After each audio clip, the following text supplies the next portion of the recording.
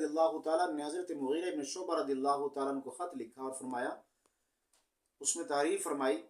کہ آپ کے پاس رسول اللہ صلی اللہ علیہ وسلم کی کچھ احادیث ہوں گی، مجھے رسول اللہ صلی اللہ علیہ وسلم کی کچھ احادیث لکھ کر بھیج دیجئے۔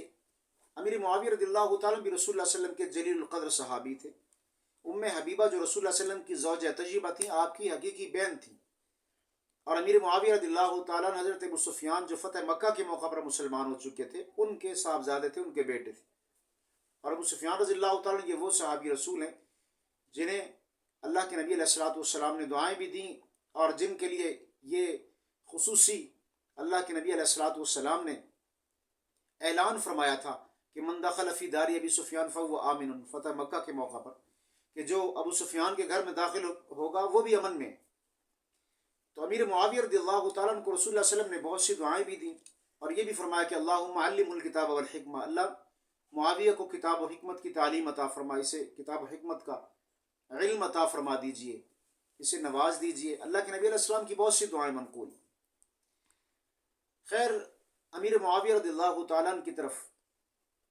حضرت مغیرہ بن شعبہ رضی اللہ تعالیٰ نے رسول اللہ صلی اللہ علیہ وسلم کی یہ حدیث طیبہ لکھ کر بھیجی کہ قال النبی صلی اللہ تعالیٰ علیہ وسلم ان اللہ کرہ لکم القیل والقال واضاعۃ المال وکثرت السؤال، کہ اللہ کی ذات قیل و قال کو پسند نہیں فرماتی۔ ان اللہ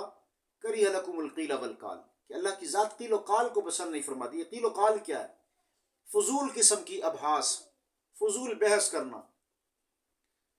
آنے والے وقت کے حوالے سے مختلف انداز سے، مختلف طریقوں سے تبصرے کرنا، اور بے جا بے مقصد گفتگو کرنا کہ اب یہ ایسے ہو جائے گا، ویسے ہو جائے گا، فلاں کے ساتھ یوں ہو جائے گا، پھر اس کی اتنی دولت خرچ ہو جائے گی، اس کی دولت ضبط کر لی جائے گی، اس کے ساتھ یہ معاملہ پیش ہو جائے گا، اگر ایسے ہوتا تو ایسے ہو جاتا۔ اس قسم کی گفتگو، اس سے کچھ بھی حاصل نہیں ہے، فضول بحث۔ اللہ قیل و قال کو ہرگز پسند نہیں فرماتے۔ دوسرے نمبر پر وضاعت المال، مال کے ضائع کرنے کو بھی اللہ کی ذات پسند نہیں فرماتی۔ اس کی مختلف صورتیں ہیں،